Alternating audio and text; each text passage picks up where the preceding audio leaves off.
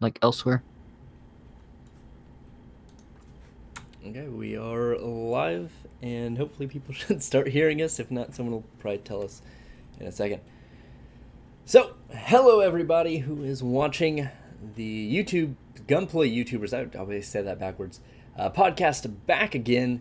And today we've got some topics to talk about, but we're going to go through our real quick introductions here, and Boomsy, start us off. Hey everyone, Boomsy here with your not so Gunpla video. It's a Gunpla podcast. Just hanging out with the gang here. Awesome. And what about you, Foxy Fate? Hey guys, good morning from my side of the world, and my name is Foxy Fate. Foxy Fate presents, and yeah, same thing. Good to be back with these fine folks here at.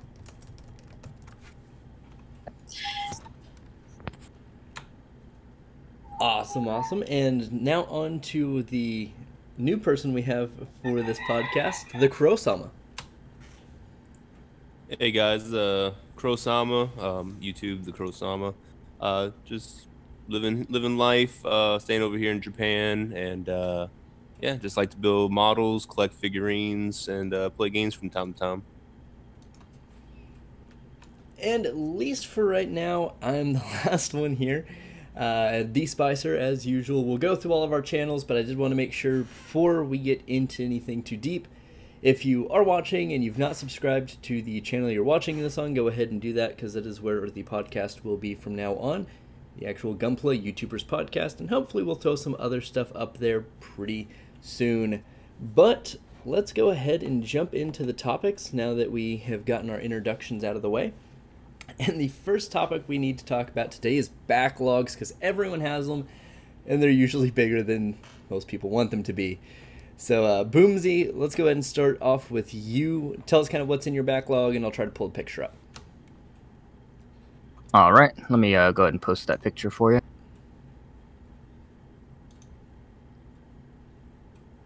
There we go. Got a few effect parts there.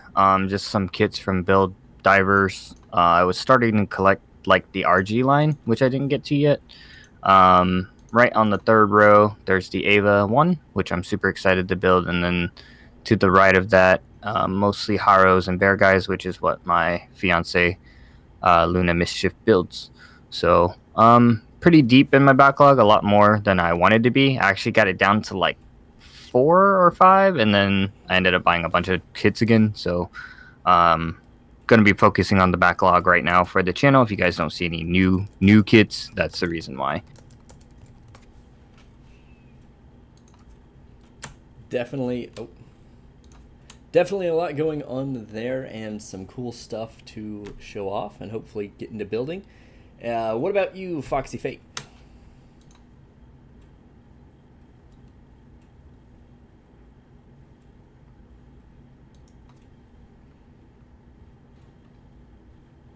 For that, the mute button. But all right, so my backlogs are still quite a few.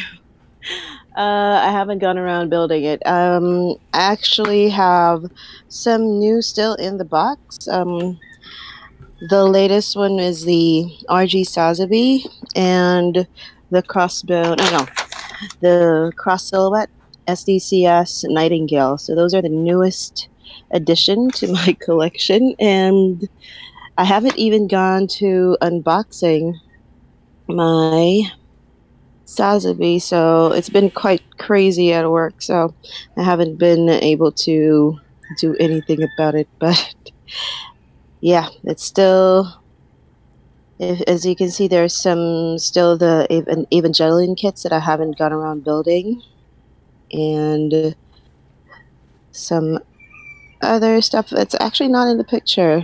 So as far as backlogs go, there's still a lot. This one, I'm taking a picture of the Sazabi. It's still in its box, and I will be doing an unboxing video of that as well. And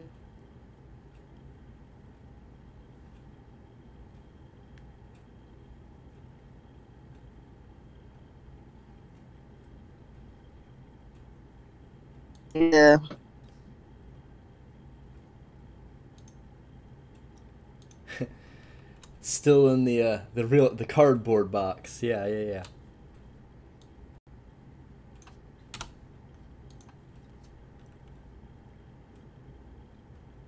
Yeah, around opening it, but I trust the seller that much, so yeah, it's still in the box. It's always a good thing to know the seller real well. That is true.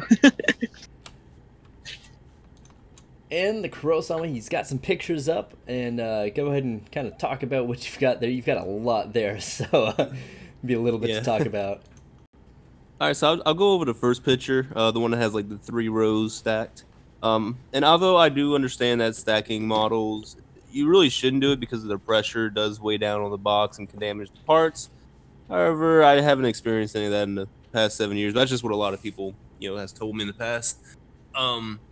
But yeah, if you look, mostly, especially on the right-hand side, a lot of it's just going to be P-Bandai stuff that I found out here in Japan.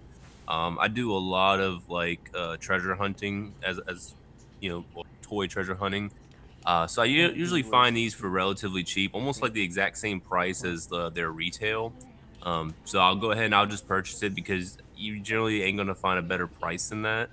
And then there's just a couple of normal releases. I got like the 1.0 F92 or F91, some 1/100 full mechanic Iron Blood Orphans kits, a lot of high grade Iron Blood Orphans. But I've also been collecting a lot of the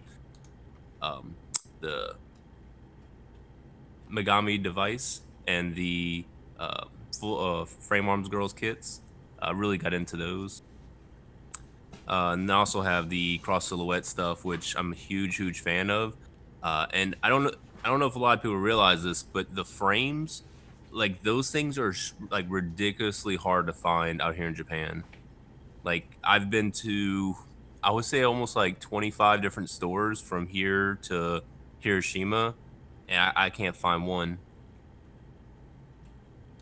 I'm desperately looking for those little frames. Yeah. I should have bought them when I was in Tokyo because I found quite a few over there. Is there anywhere we can like send them to you? Oh no, you good. Like eventually they'll restock them. So it's just me poking my head in and out of these stores, just coming around to them. I still have 2 in my backlog. So if you should be in the corner somewhere, but I have 2 of the little frames. So one is going to be used for the crossbone. And then the next one we use for the 00 Diver Ace. And then really just the RX-78 already has its own frame, so that's a good thing. Yeah. Yeah, I got the white frame for the crossbones myself, and it looks really good. Oh, yeah. So really just the Zaku 2 is the one that doesn't have the frame. Gotcha. And then just real quick on the second picture. There's quite a few kits I'm actually never gonna build. I know that's kind of like weird to hear, but I have a couple like the Anna Gundam, like the airline. So like I don't really want to build that. I'd rather just keep it in the box, and maybe in the future it could be worth something. And then the top 3 above it is just some 7-Eleven kits. And just more P-Bandai underneath that. I got a couple of the Dragon Momoko kits and the Supernova kit. Pretty much about it. A whole bunch of effect parts and extra added weapons and such. A lot of stuff, to say the very least. Yeah. I guess to round us out here, my backlog's probably the easiest to get through because it consists currently now, because I added one today, of 3 things. I've got a frame arms kit that I've had for a while now and have not built. I'm still working my way through the 1/60th M9 Gurns back, and I just picked up the high grade H2 Magnum today, kind of on a whim, and that's literally it. That's all I have to build, so I should get through it pretty quickly if I get back into building. I'm doing a lot of other painting projects on older kits that have been built, so it's kind of weird, but it happens. But before we move into the next topic, we did have one commenter actually ask a question, and they wanted to know, Kurosama, if you've seen the 1-to-1 Unicorn Gundam so far. Oh yeah, that was like one of the first things I did when I came out here. It makes sense. You can't skip that. Yeah. So our next topic of conversation is actually going to lead us into more of the behind the camera, behind the scenes work of what we do. And it's really talking about our creative process and kind of the pros and cons of making content here on YouTube or Facebook or Instagram or wherever you decide to put content. And we'll all have a fair amount to say on this. So Boomsy, go ahead and start us off. All right. I mean, as always, we all enjoy our content. We enjoy making it, whether it's for, you know, ourselves or the fans or just to get out stress. I use a lot of mine because when I'm building Gunpla, during the creative process, it's very zen-like for me. I listen to a lot of jazz when I'm building Gunpla and drink a lot of tea. So during my creative process, I always think about what we are looking for as a community, as far as like what the reviews are and what I'm supplying for the reviews. I try to be as completely honest as I can, even if it's like a very high popular kind of kit. And if I find flaws or whatever with it, I try to be completely transparent with that. Part of the backdraw for me, that I had like a weird, like, I don't really call it a downfall, but it was just a little strange for me. I just felt like I haven't done a straight build in like 2-3 months. And so I started to just do one off to the side and not really like record it or anything like that, because it became normal for me to like set it up for the speed build and then cut everything and prep it. And then I was like, you know what? I just want to build a straight kit all the way through and, you know, just kind of remember like where that came from and kind of that enjoyment from it. It's not that it's not enjoyable building it for the channel, because I like to show everybody, you know, the unboxing, the speed build, and then the review. It was more like, yeah, this is old school. I don't have to record anything, and I can just kind of go with the flow of myself instead. That makes sense. Yeah, it is, I think, really important for viewers and listeners to kind of get that sense of kind of how things happen behind the camera. And it a lot of the times the hobby or whatever people do for content is usually fairly relaxing for them, or at least kind of a natural thing. So it's definitely a good way to put it, very zen-like. I liked that. But what about you, Foxy Fate Prison? All right. Well, as for me with the creative process, if it's anything Gunpla related, it will usually have to do with something for our small community here and like covering events. I don't have a lot of review videos just yet, but when I do, just like Boomsy, I try to be as honest as possible. But in terms of like the process itself, I try to upload one video a week as much as possible. But when I do, I actually have I take a long time sometimes to edit, and that's why sometimes I miss a few weeks, or it's every other week. But in terms of that, so I try to just take a feature of what it is that I'm building. Like right now, I am building a Nobel, but I haven't uploaded anything either. And like quite recently, the one that I was able to finish was the Leo for the GBWC. I only was able to upload a video covering the event for that one. So I can say that my creative process is still all over the place. It depends on the mood and what is available at the moment. But I do like that whenever I upload, or like recently, people would start messaging me about, friends from work and people from work and who are now interested in also building. So that feels great for me. Like in a way, I can feel like some of my videos are reaching out to people, and that's always a good thing. And again, for the creative process, I'm still trying to get the hang of things. I'm still fairly new to YouTubing, so that's why I really appreciate having our team here, our group, because I'm learning a lot with the things that you upload and the things that you share for like behind the scenes, and it's still a work in progress. That's mainly it.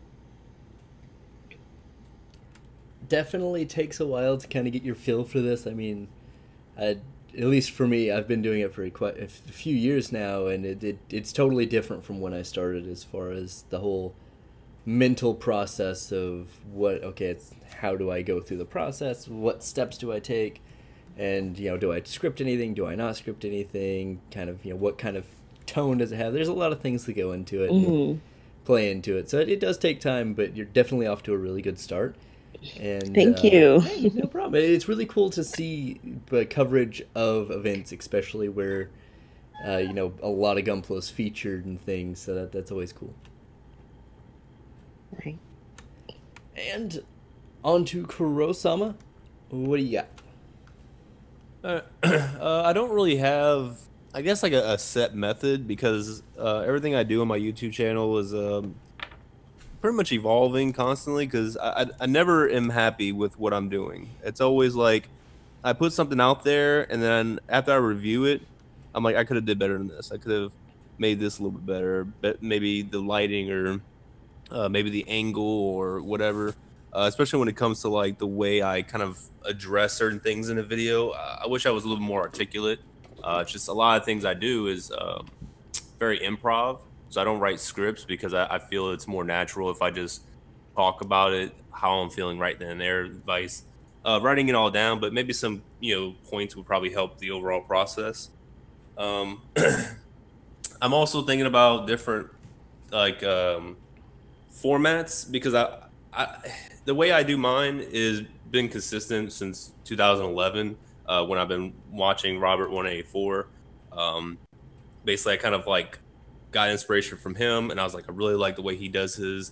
I would definitely like to take that and kind of improve on it in my own kind of way. But I think after a while, I'm really gonna start buckling down and brainstorm about different ways I can do reviews, not just the very traditional, like it's on a backdrop, and that's pretty much about it. And I would say the one person that I am kind of getting a little bit more inspiration from is Bad Gunpla. I don't know if any of y'all watches. So I've never heard of Bad Gunpla, and I feel really bad about that. He's not a small YouTuber, but his I know his uploads are pretty sporadic. But he had a couple of uploads on a review, and he doesn't go the traditional route of just like, hey, this is a backdrop and you take a look at it. The beginning is 9 times out of 10 going to be a lore kind of insight about the model, and there's just kind of like good, kind of like scenic shots of the kit in like more open terrain areas. And I'm like, that's something I really like would like to do, is take my Gunpla outside instead of being inside, and then go to like maybe a shrine out here in Japan, or a temple, maybe one of the beaches, or on a mountaintop, and do scenic shots like that instead of reviewing it inside my house. I feel that. It's kind of surprising. Like, it's not a surprising fact, but one of the people I watch is for content creation, and that's their whole thing, is they really talk to people about how to really work YouTube and work different social media things. And one of the experiments they've run lately was that of just consistently, are my videos where I'm outside getting more views and higher retention than the videos where I'm inside or on my couch or with my family. And that's what they found, is the videos outside, more people were typically engaged on those videos and stayed around longer. So like, that's kind of a neat thing. Mm-hmm. So that is definitely a good idea, I think, to kind of go out there. And I don't know, it's kind of, I would assume, refreshing and kind of cool to get out and go around and do stuff. Oh, yeah, absolutely. 9 times out of 10, you're going to be outside anyways, so bring your camera along, bring a model, and you never know what you can go ahead and what kind of footage you can get. Yeah, you can probably get some really cool things going on. Mm-hmm. Now, I guess to round us out, as far as my creative process is very sporadic. It has evolved over time. It used to be very shoot by the hip, very little editing.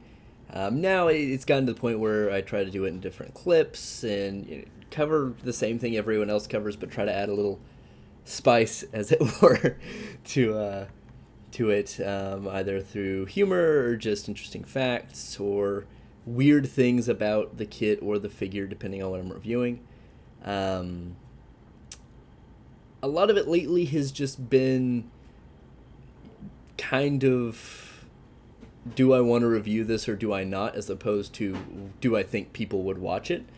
Just because, I don't know, I find it difficult to review something that I'm not very into, or I think that's like, well, there's like 6 other reviews, I don't really feel the urge to do this. It's a pretty standard affair for whatever it is.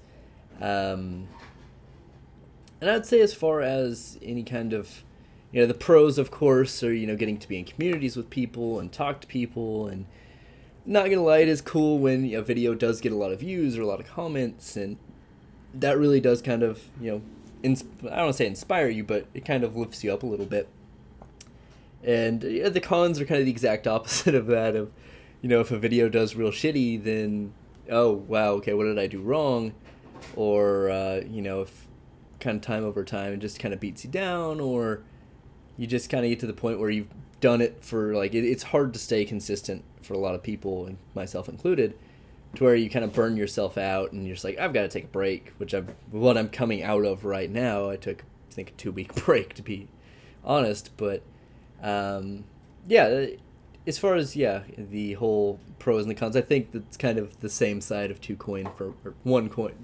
sides of the same coin for me. God, I cannot talk today. But before we kind of transition into anything else, our next topic rather, any other kind of pros or cons, or any processes you'd like to try in your current creative process that you might want to share? Boomsy, you want to start us off? Right now, I think I'm just kind of focusing on the main portion of the videos, just because I've been healing due to the surgery, and I don't really have time to, like, expel any extra energy. I've been mentioning it to everybody over time. I'm a huge, like, horror fan, and anybody who follows me on, like, Instagram or Facebook knows I cook a lot.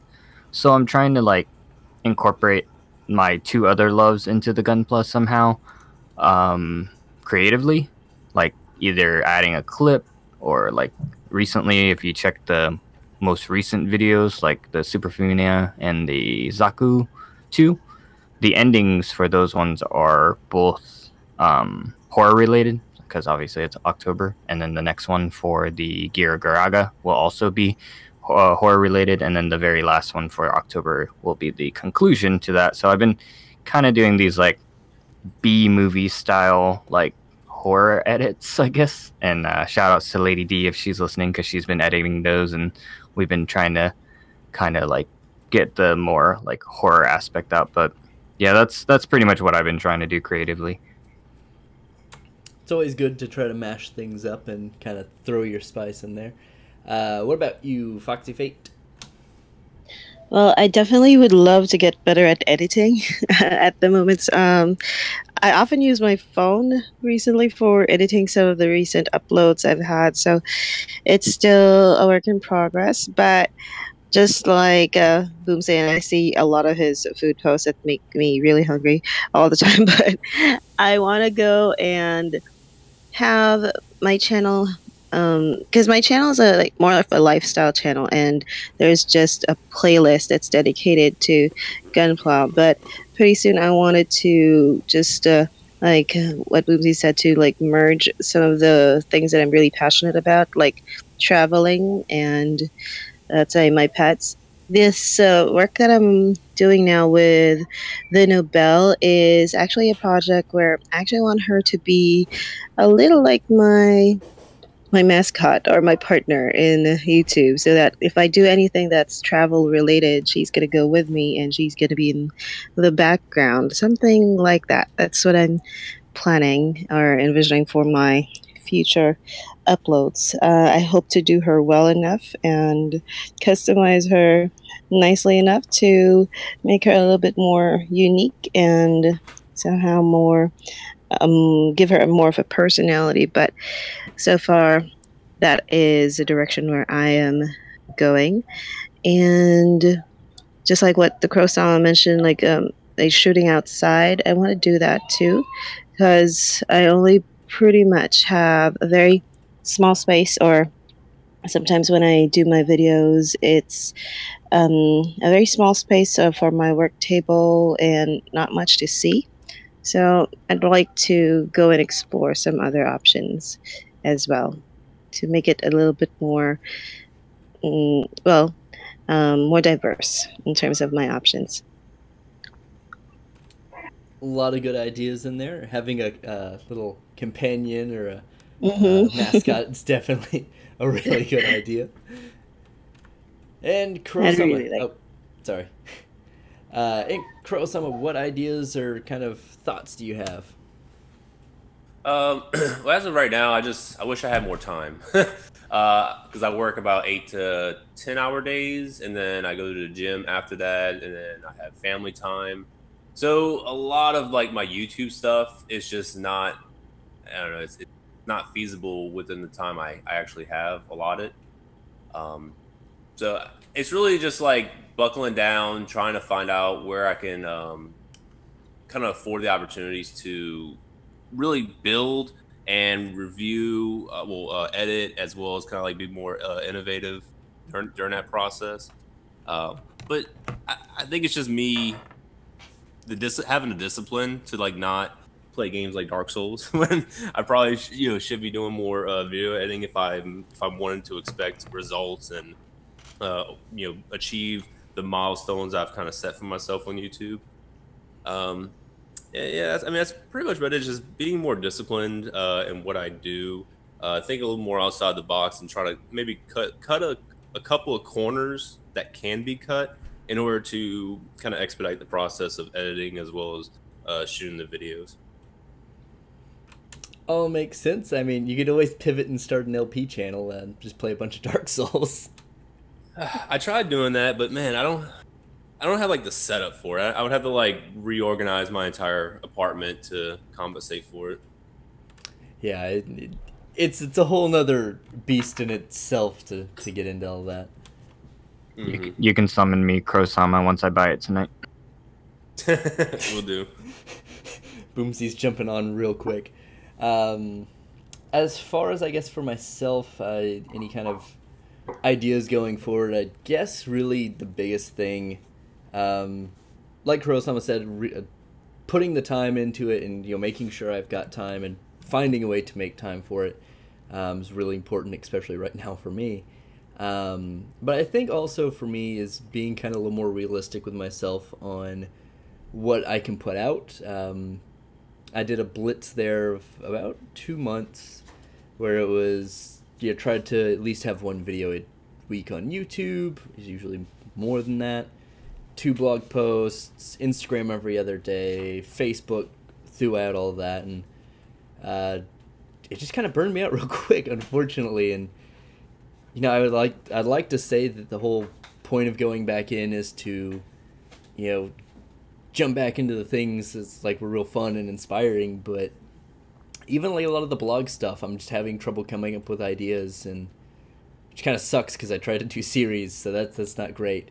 But oh well, I'll figure that out. I think just getting back in the right mindset's gonna help, and I think having time off helps with that. But outside of that, we're gonna get some real quick opinions, just because there's not a lot to say on them right now, of the Gundam narrative trailer, the last one that dropped, I guess, last week or a couple days ago. And as always, start us off, Boomsy. I really, really like the song a lot. Like, I was listening to it outside of the trailer, and then before we started the podcast, I was like, I'm just going to watch it for the song again. And yeah, I really like the song. I like the art style a lot of what I'm seeing. It looks really fluid. All of the mobile suits and the Gundams and everything. I'm actually really excited to see it. I wasn't like the biggest unicorn fan in the world. Like, I like the visuals and the kits and everything like that, but I guess I'm just waiting to see, because the last couple series of Gunpla to me were pretty fantastic, from Thunderbolt and IBO and everything like that. So see what we get with the Gundam narrative releases and the Snanju Stein high grade, which might be good, might be awful. I hope that they do a RG of the Stein, so I can get that. Yeah, I'd much prefer that. But yeah, overall, really solid music. Everything visually looks pretty solid. What about you, Fate? Yes, I've seen the video just so recently, or the trailer rather. It is very interesting. I really need to brush up on my previous anime series for Gundam, because I only watched a few episodes of that, if I remember. The original, with the one with the unicorn. But it does seem very interesting, and I've been looking at some of the comments on the YouTube video, the trailer. I've seen a lot of people are excited about it, so it really is something that I'm looking forward to as well. Awesome. It is really cool looking, and so far I've not seen a lot of negative comments on it. Mm-hmm. And we'll move into the Kurosama's opinions next. Yeah, I watched the trailer a couple of times. Really loving the Unicorn Phoenix narrative version. I know a lot of people are just kind of burnt out of Unicorn in general, but man, I've always loved the Phoenix's design, and even though this is just like, it has some stabilizers on the tail, and that's pretty much about it. I still think it looks fantastic to actually see it in action, and I'm really just excited. I need to brush up on my Japanese, because when it comes out over here in Japan, like I'm definitely going to the theater to go watch it. So I need to try and get as much Japanese in as possible. You gotta learn everything outside of Omae Moshin. Yeah. And my wife teaches me, but sometimes like when I get home, I don't want to learn. I just want to like watch YouTube and go to gym. But yeah, overall, I mean, I think it looks good. I think it's gonna be a really great movie, and just overall a great addition to the Gundam lore. So I'm definitely hyped. Yeah, it's gonna be super rad. And Brian is joining us, so we'll let him do his quick little intro, and we'll get his take on the Gundam narrative trailer. Yo, what's up, guys? Sorry, really late. A lot of things happening right now. And sadly, I wasn't able to watch the trailer yet, so I couldn't give a straight opinion. I've seen only bits and pieces of it, and I actually like what I see. That's the important part, is at least the designs are good, so anything else will at least get some good gunplay out of it. Yeah, I was just really busy setting up for tomorrow's event. Wow, I got a family gathering also happening at the moment, so I don't know how long I can stay. Hey, I got you. No worries. We do appreciate that you did pop in, so that is always good.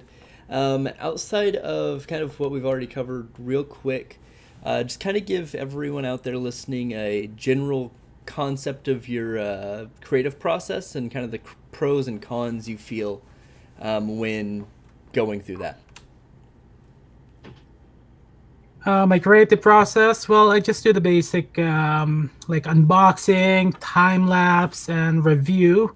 And just a very basic, I use my Canon G7X when I'm creating contents, and for the time lapse, I just use my phone. The consequences are the time restraint. It's really hard to follow through a schedule. For me, it's been a couple of weeks now since I last made a video because of time restraints. For me, I actually run my own Gundam group locally, and this big event's happening right now, and trying to create contents, it's just very, very hard. Yeah, it's definitely a That's all I got act. at the moment. Sorry. Oh, you're good. You're good. It's definitely a balancing act, especially with everything you're doing, Brian. You've got a lot going on, so that definitely makes sense. Yep, and some issues in the group also. It's It's just I like a challenge. I really do like a challenge, but I actually had to make some sacrifices while dealing with these challenges, and those sacrifices involved me taking a break from making contents. But hopefully next week I'm back to normal. Oh yeah, bring in Danik the Crow. I saw that comment. Yeah, he just messaged me, so. Yeah, I just got in myself. Awesome. The more the merrier at this point. Yeah. Real quick, as I know we are kind of on time constraints as well. Real quick, we'll go through everyone's just feelings on the new high-res Wing Gundam EU version, and Boomsy starts off. Well, I thought it looked pretty good. I have a video of it in the vlog portion that Bandai gave me a copyright strike for the weird music that they had in it. Thank you, Bandai. But yeah, I think it looks really good. I'm concerned that the wing pieces in the back don't move, that like the red and white parts don't split for some odd reason. And that was my only main concern for how expensive it is. Definitely some valid concerns. What about you, Fate? Yeah, I've seen the price. It's just really surprising. But I know a couple of my friends are still wanting to get it because it does look really, really good. But I guess I'll see how more reviews about it first. I'm not very excited into buying one, but I'd love to see one up close. I feel that. I feel like it's going to be one of those things you've got to get in hand to truly appreciate. Mm-hmm. But it's a lot of money to drop to just be like, I'm sure I'll like it. Yeah. So maybe not. I'll just be looking and taking a look at the reviews and the actual model once one of my friends get it. There we'll see. You go. Let them take the bullet for you. Yeah. And what about you, Kurosama? If someone wants to like, Sorry, you know, sponsor it to me, you know, like I'm down for that, but I'm not gonna spend my own money on it. Like it's cool and all, but there's other kits I would much rather invest in. Yeah, it's neat, but I don't know if it's like that neat. What about you, Brian? Is that the one with the pinkish color wings, right? The latest one?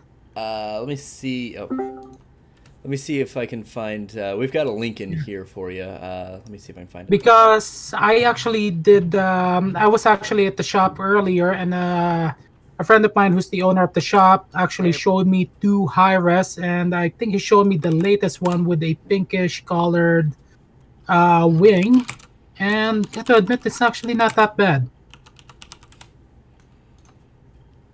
And is that the one with the high-res Wing Gundam, Endless Waltz? Oh, okay. Yeah, it's a different one that I was talking about.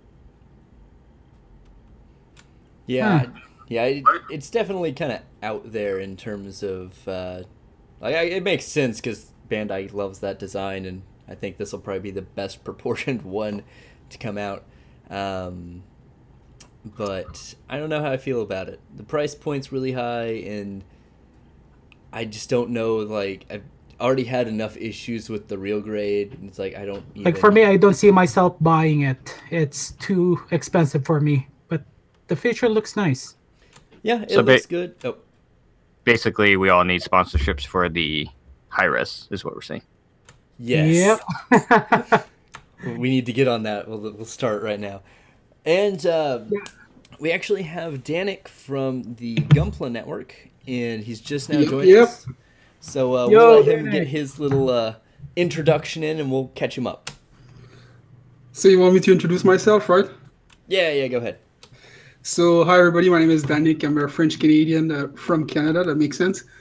And yeah, I'm the founder of the Gunpla network on YouTube, Facebook, website, Instagram, and that's it. I guess that was pretty good. Yeah, it covered all the high points. And I'm one of his followers. Yeah, kind of. Kind of. You get my people and like it. That's all right. Yeah, I'm still working on it. Trust me. It's all right. How are you doing tonight, guys? Well, tonight for me. I don't know what time is it on the other side of the world. Everybody's doing well.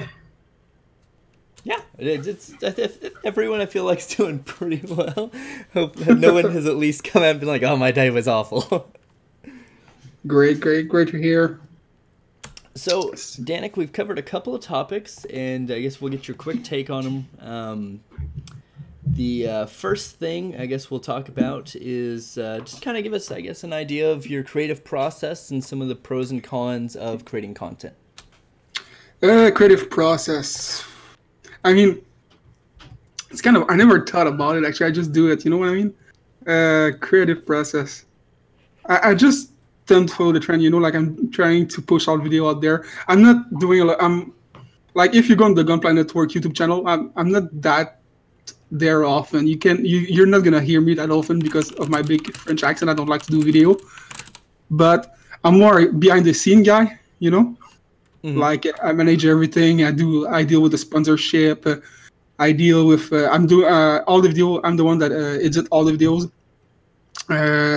Yeah, that's pretty much it, man. I don't have a creative process per se, you know. Like I'm just a behind the scene guys. I'm gonna instruct my people like, okay, you're gonna do this, that. We're gonna have that kid to review and that kind of stuff. And I give free creative process to everyone. Like you do your thing. Like we did. Do you know Harry Dads? You know that name, like the late night Gunpla show. Do you know that? Mm-hmm.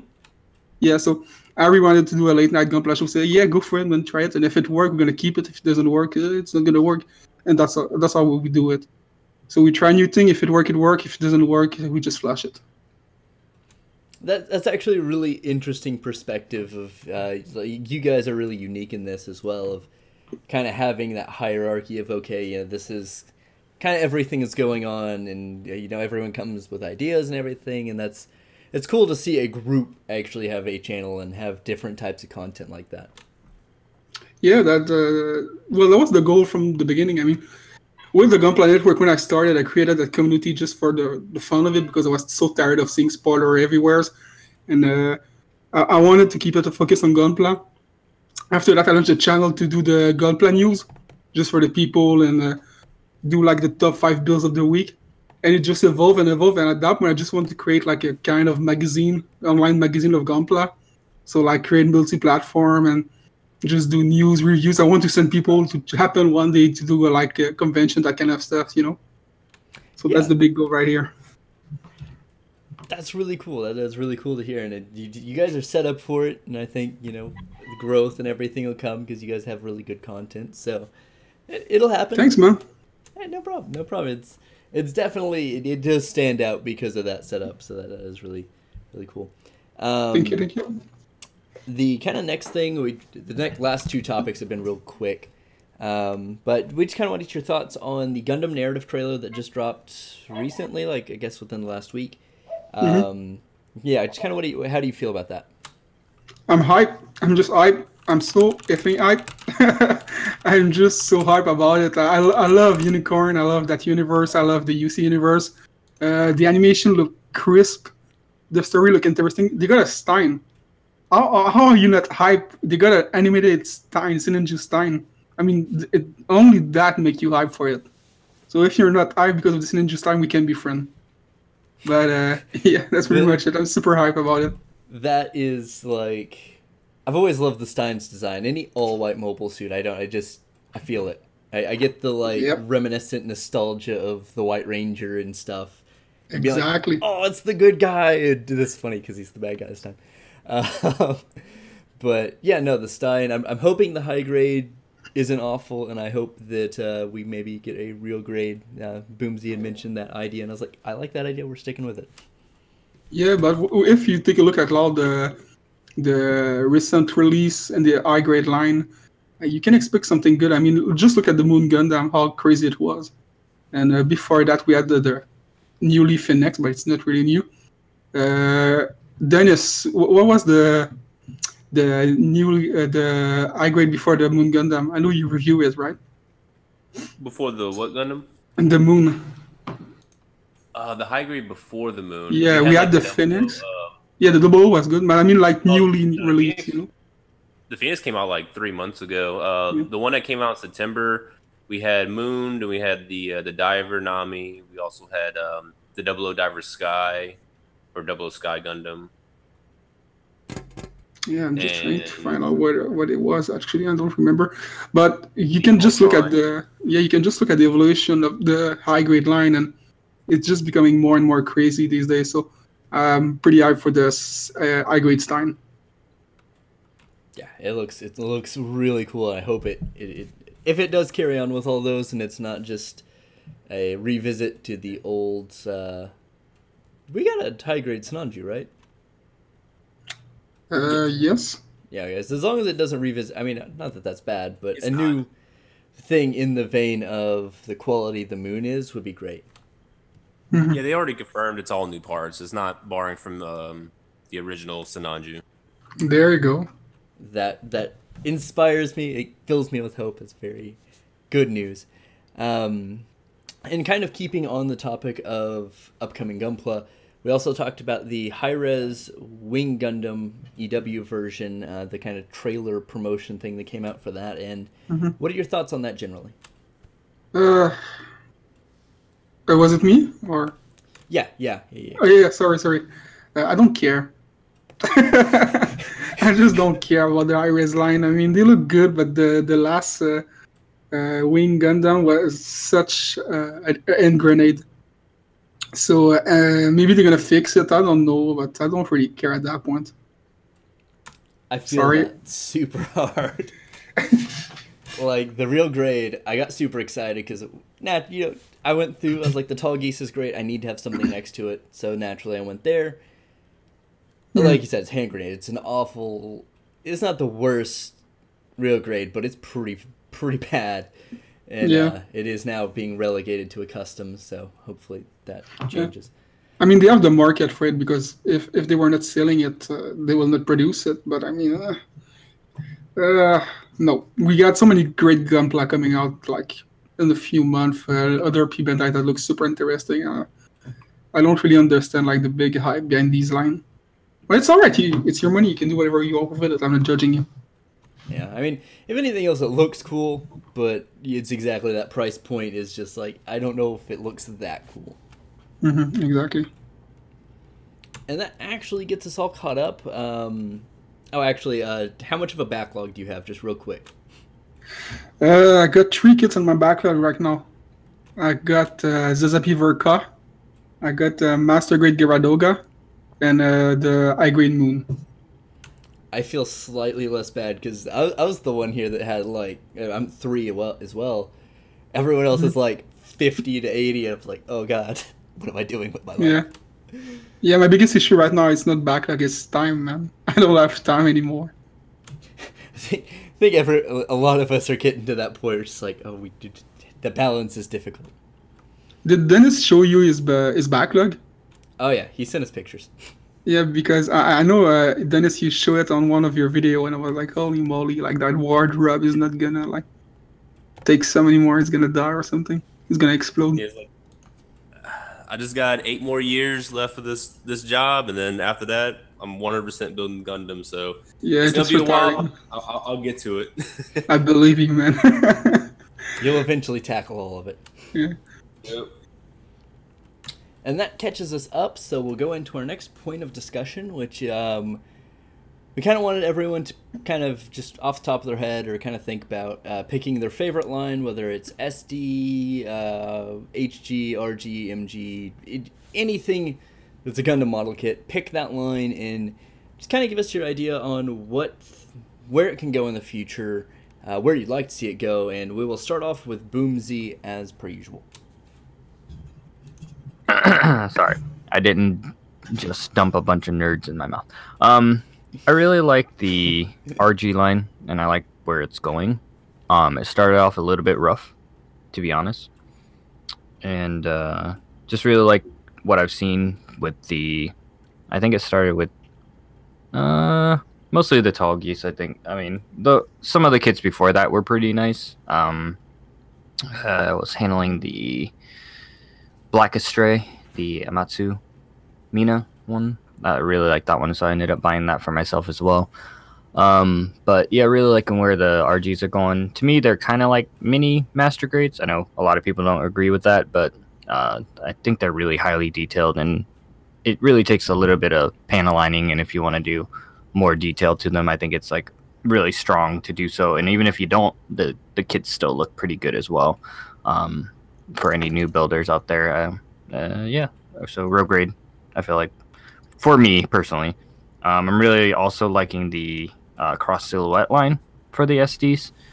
Really like where that's headed right now as well. Definitely a lot of potential in both of those categories, as long as the real grades don't go back to being jumbly little bits, but hopefully they shouldn't. Kurosama, what do you got going on? So the main line that I've always been fascinated with is the high grade line, just because it's so expansive when it comes to the different universes.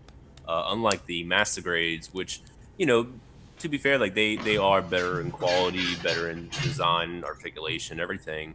But they were very limited on what comes out as master grades, and a lot of the kits that I personally want are not in master grade form, or just got in master grade form, but it's P Bandai. So the high grades, I have the opportunity to get the kit that I want, because 9 times out of 10 it's going to be in that line. But I also have the opportunity to go ahead and perfect my my modeling skills by detail painting it, customizing it, doing any kind of like add-on weapons or you know, attachments to it that I can easily do on that, vice a master grade, which would take a little bit more you know, skills to go ahead and achieve that.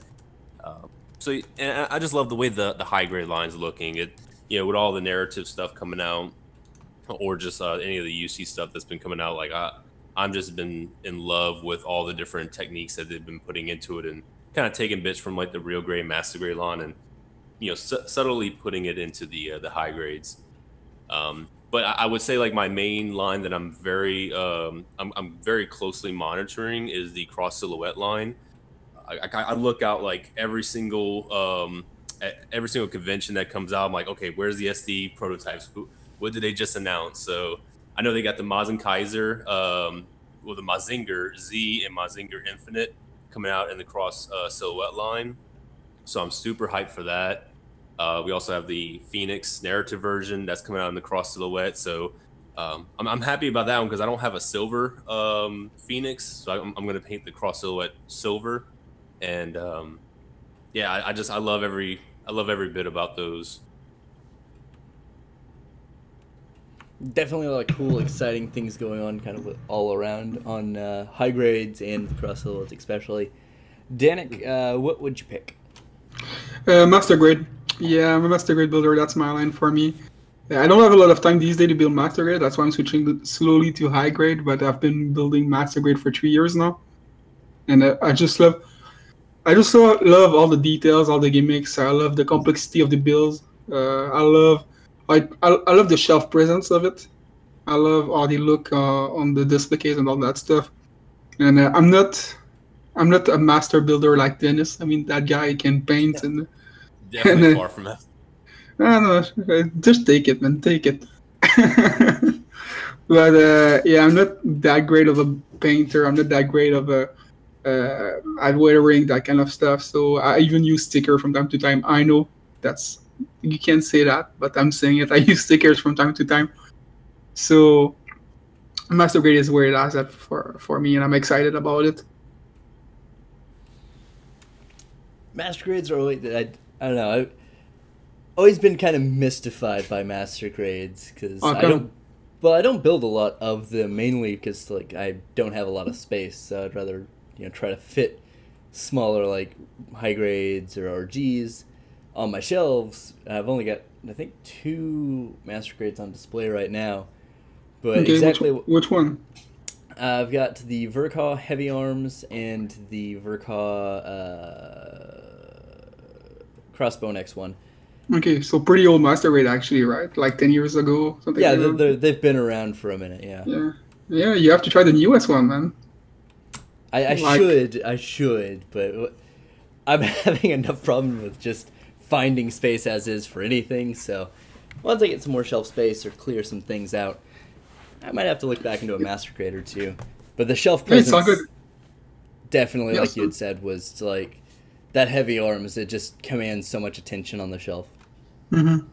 Yeah, but I mean, the newest Master Grade. I mean, when you look at the Bozella Verka, when you look at the new Freedom 2.0 at the Justice, the Providence, what else has been released? Well, the Exia Avalanche is not really a new Master Grade. The F91 2.0 is a hit and miss. It's kind of good at some place, bad at some place, but it's okay. Oh, Yeah. What? like it's a great kid. A lot of people have been dogging it. Subtle issues, but I'm like, Yeah, like I liked it. I mean, when I spoke with you a couple of months ago, and I was telling you, I like it. I just don't like the small pieces because they are so small on the head. Yeah, that was pretty much my only gripe about it. Otherwise, it's a pretty cool looking kit. But like, just try the new Justice and tell me about it if you like that design. Like, if you can, they are not that expensive. If you can, and if you have the space, try the new Justice and tell me about it. How do you like it?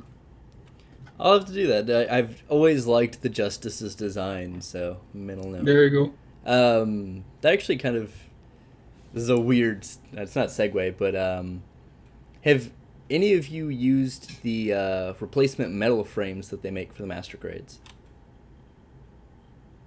Never had. I'd seen someone on, I think it was Instagram, post that they had picked some up, and they were doing, they were replacing the inner frame of the Justice. I think it was the new one. And I was like, interesting. I mean, you really don't see any of it, but it still adds that heft and that weight to it. I was like, huh, mental note. Well, that could be interesting, true, but how expensive is it, you know? I have no idea. He didn't. I looked for it to see. I was like, I need to know, but I couldn't find it in his post. So I'd assume they're not cheap. No, I don't think so either. Yeah, not for metal at that size. As far as this question, though, goes, since everyone has pretty much taken the answers I was going to use, I'm going to cheat a little bit. And I think I'm the most excited for the stuff going on outside of Gundam-related stuff. So, like, the 1/60th scale Full Metal Panic arm slaves. Definitely super excited about the Mazinger Z. Just more of that stuff really would be cool. I mean, if we could get updates to the Code Geass Nightmare frames, or an update to the Gurren Lagann, or any of the gunmen, all that stuff would be super cool. And I think with the reception of them so far, their quality of builds, and people genuinely being into them, I think we could see some cool stuff. Kind of technically cheating because it's not Gunpla, but whatever, it's close enough. You're right. I agree. Yeah, cool. I mean, I pretty much only build Gunpla, so I can say like what they look like outside the line, you know. Yeah. I've been looking at. I want to get like a maybe a Yamamoto spaceship at one point. Yeah, that would Something be like cool. Yeah. I'm a big sci-fi guy too, so I want to start building spaceship, but I have so many Gunpla to build first, and not enough time. Yeah, that's actually what I've been looking at recently, oddly enough. Yeah, that's nice. Which one? Trying to find other like older ships. There was a release for the R-Type. It was like a Figma figurine, and I've been trying to track that down at not like $500. It's actually been a few months since I've been trying to track it down. So yeah, well, good luck with that. Yeah. That is something I wish, just kind of as a side note to the expansion of these model kit lines. I really wish they'd bring like the EX or ES line, whatever it was, back for the ships, because those were actually pretty neat, and like some updates would be pretty cool. Like the Archangel's a good design, regardless whether you hate Seed or not. The Minerva, yeah, not as much in my opinion, but do that, do the white base, and then expand it out, get the Battleship Yamato. There's a ton of ships you could use in there as well, including like the little fighters and stuff. Those are really cool designs. There's just like, most any sci-fi anything is going to have some car or spaceship or something that you could delve into that'd be cool. And that's going to... Oh, go ahead. No, go for it. I was just going to say that's going to kind of transition us into our next little portion here. It's kind of the analytics discussion of our channels and different things going on, and kind of just interesting things you'd like to talk about specifically. But we'll go ahead and start with Boomsy. Right now, I was talking to Danik about it the other day, just mostly changing the format of the channel. Not like heavily, but lightly. Just taking a look at the analytics of the channel. My retention, according to the time, I'm guessing it's mostly the unboxing and the review portion, and then not so much the speed build, which is like 75% of the video most of the time. And so I think in November I'm gonna change it up a little bit, do a little bit more like what do I want to say, stylistic shots of the reviews, and spend a little bit more time with the reviews as well, and then maybe do a separate unboxing so that way I can talk about the artwork and see what I think about that, and kind of showcase, you know, the artists as well. Something I've been thinking about doing, adding that, is showcasing the artists, because we never really talk about the artists. We talk about the art on the box, but not so much the artists that did the art on the box. So maybe highlighting them a little bit more as well. But that's pretty much where I'm at. And then analytics wise, I'll look at it myself, but I only look at it to kind of go, all right, where am I at? Recently, I was surprised that the vlog videos were doing so well. They're actually doing the best on the channel. And some odd reason, the very crappy ass Rinko video has the most views in the world. And I thought about re-recording a Rinko review for that, so that way it would be more clear. It wouldn't be washed out, and that way people can kind of get a better sense of that Rinko. Down Rinko life, though. Rinko. A lot of Rinko going around. The waifus continue. So, Crow-sama, what have you kind of got generally kind of going on with that? So nothing too immediate in the next couple of months. It's really, well, I would say for the next 2 months, I'm really going to be looking at being more on the social media platforms, especially Twitch, because you know, we had that YouTube kind of like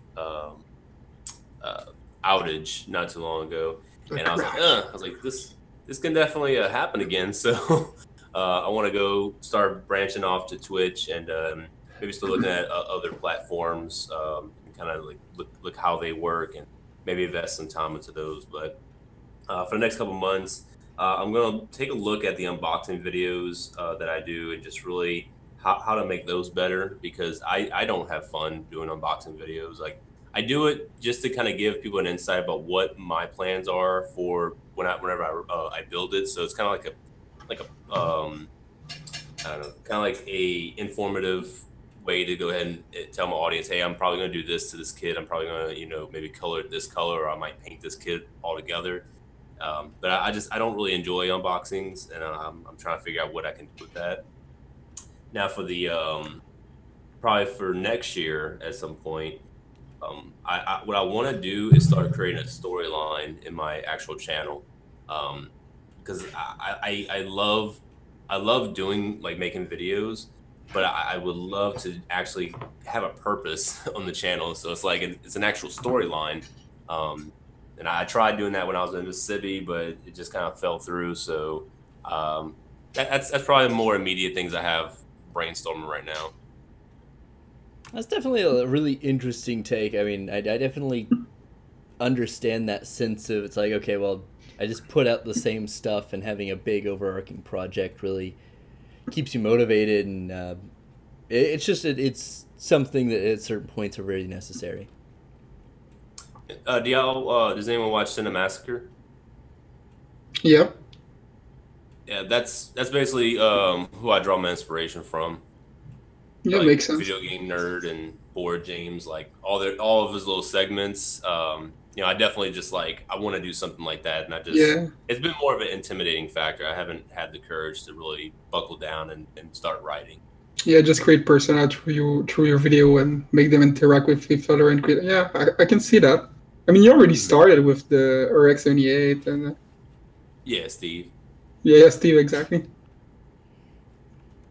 It's yeah, it is definitely hard to get into that kind of mind frame of writing and trying to persist on something like that. Like because that's what I was trying to do mostly with my blog was like, okay, well, I'm gonna try to focus on doing these larger overarching stories, shitty parodies, of course, but whatever, they're still stories, and that was real. I kind of overloaded myself on that, so that's kind of my bad, and I'm working on that one. But Danik, what about you? What kind of stuff going on? Well, great mind think alike, I guess, because we are also working on the storyline. But Everyone's got stories going on. but that's only for the late night Gunpla show, so we're not going the old channel thing. So just for the late night Gunpla show, we have so many kits that has been custom right now by Ari, and they all have their own personality. If you watch the show, you know what I'm talking about. And we are working on a storyline for that. In terms of change, we're not gonna change a lot of things.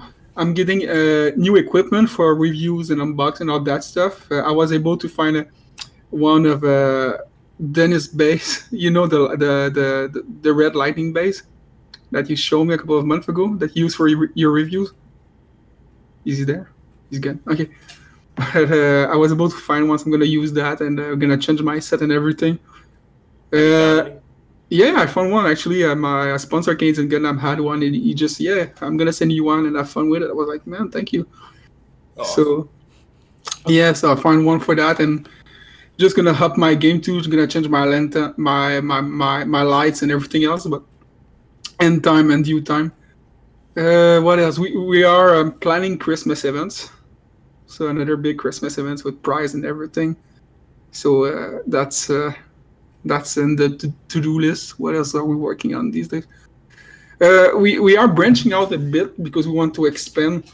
So like I said, we're not only on YouTube. We got the website and everything for the news, and we are starting to find new writer to do more vlog and that kind of stuff. And eventually we want to start an online magazine too.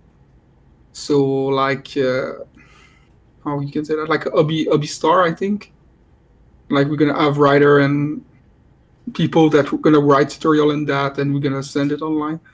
Working on a merch store. I think, but the channel in itself is not gonna change that a lot. That's a lot going on outside of the channel. Like you said, you're not gonna change a lot there, but a lot of other things going on outside of that. Yeah, well, that's the thing with Gunpla Network. I mean, it doesn't look at it. When you look at the Facebook page or YouTube channel, you look like we are maybe like 5-6 guys working on there, but actually on the whole team we got like 25 people working there. Ooh, so that's a lot of people. yeah, like on the website and all that stuff, on the Facebook page that's gonna moderate and all that stuff, the website, the writers, and on YouTube too, we also gonna focus more on doing interviews with builders. Like YouTubers, builders, on that stuff. We started a couple of months ago with Scott Taylor from Australia that's doing that. Our last episode, we had Joshua Dara on it, so that was pretty great. We got some other special guests coming at the end of the month. Wink, wink. But that's pretty much it. Yeah. It's very subtle. Very subtle. The Kurosama. But yeah. So that's pretty much it. We are just branching out. We just want to expand, at that point.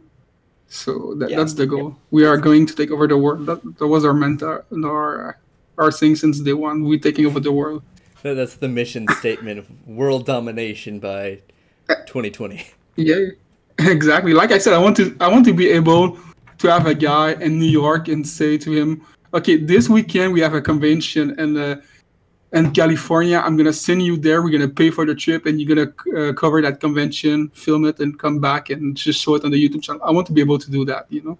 I want to be able to hire people to work on Gunpla. Yeah, that's like you don't really have that in existence right now. You don't have really a good solid organization of people who understand the hobby and actually have the means and desire to go cover these things, or at least have content created around it in a large. Well, you have some in Japan for sure. You have some in Korea, like these Asian country, these Asia country. It's well, on my side of the world, it's either like in the US, they are starting, like they are starting to, it's starting to get more and more popular. In Canada, it's kind of still like a niche culture. I don't know in Europe, but we don't have like a big English media about it. We got like big people in the industry. Like you got Zako Aurelius, you got Mega Gaikotsu, you got who else I'm forgetting that is really big right now. You got Jabman. Jabman, super classy guy. If you can talk with him, I love Jabman. We got Dennis now, but Dennis is in Japan, so he's not part of us anymore. But the separation's real. Yeah, he broke my heart. But we go way back. But yeah, but that's it, man. That's the plan. The big master plan right there. There's a lot going on, a lot of moving parts. Yeah, I'm trying, man. Trying. Hey, you gotta keep the hustle going. Yeah, between that and law school. Oh wow, yeah, you have no time. Yeah. Doing everything, Danik. Sorry? I said literally just doing everything. Yeah, exactly. So the goal here is to become a politician and maybe become corrupted and make a lot of money invested in Gunpla. So that's my goal here. That's the real vision there. That's what I can believe in a politician who wants to do that. It's all about corruption, okay? That's the name of the game. Just get super corrupt, get real wealthy, spend it all in invest in Gunpla. Like, where's the military budget? I don't care. We are having Gunpla. Okay. Listen, the whole black budget has now been allocated to Gunpla purchases for Canada. Don't ask questions. It's not important. Yeah. Time to build a real neck. Wink, wink. Come on, get to it. I'm the prime minister now. Do it. You don't have a choice. This is an order. I'm not asking you. Yeah, I'm not being polite in requesting. I'm just not being mean in telling you straight out to do it, but you're going to do it. This is not a suggestion. Japan already have a unicorn. Do you want to wait? I don't want to wait. I'm not taking that chance. Yeah, you gotta be proactive. Exactly. Mech deterrence. Way of the future. Yeah. So I guess to kind of round us out, because that is pretty much all of the main talking points we had, I'll kind of open the floor to anyone who has anything they wanted to talk about or get insights from anyone else. Just real quick, you mind if I just jump in real quick? Like, I have to leave. I got to be a part of this Japanese parade event thing. Yeah, absolutely. So I gotta leave right now. But yeah, hey guys, definitely a pleasure for y'all having me on. Yeah, I would love to do this in the future again, whenever I do organize it. Yeah, so, absolutely. We'll definitely hit you up for next time as well. Awesome.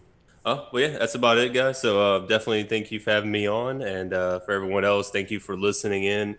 And just remember, just keep on building and keep on improving your skills. Absolutely. And hey, thanks for stopping by. We definitely appreciate the more people we get on, the better. So we are very excited about that. No problem. Thank y'all. See you, man. Take care, my man. Take care. Bye-bye. Bye. Bye-bye. All right. So, Boomsy or Danik, do you have any other talking points you want to cover? Well, what do you think? I'm wondering, what did you thought of the old HGBD line? I'm just interested in people thoughts on it. Nope. The build divers? Yeah, like what do you think of Bandai reusing like older kits and just repackaging them? I think it's good.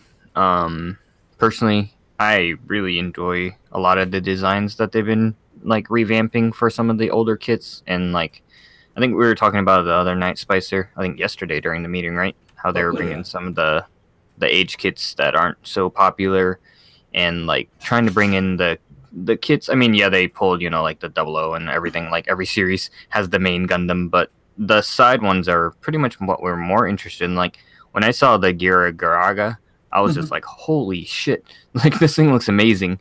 And so that's like, I built that thing in less than like a day because I was so impressed with it.